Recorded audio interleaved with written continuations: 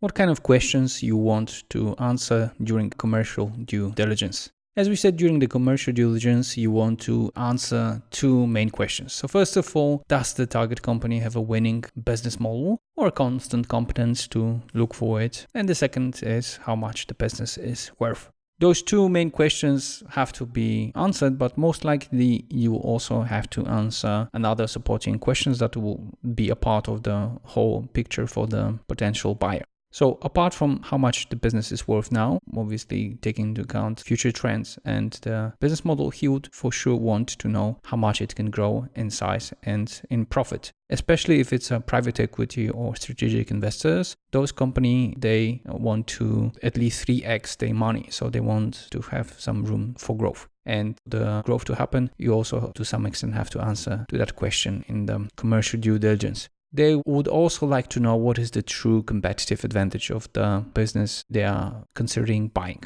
It is not easy for an outsider to understand what makes a specific company leader or a strong player in a specific industry. And commercial due diligence is extremely concentrating on answering that and providing an answer that will make the value you have estimated more believable or more defendable from the point of view of the potential buyer. Next thing they would like to also obviously know is what happened on the more mature markets. More mature markets, more advanced ones are treated as a proxy for what can happen on your market. So if you find a market in another country where they are a little bit ahead of what's happening in your country, then the structure, whatever you find there, might be a good suggestion on what can happen on your current market. And last but not least, they would like to know, the potential buyer, what could kill the business. And the answer to this question is extremely important because it tells you how sensitive to external factors or to changes the business might be. If the answer is that it might be a small change in law,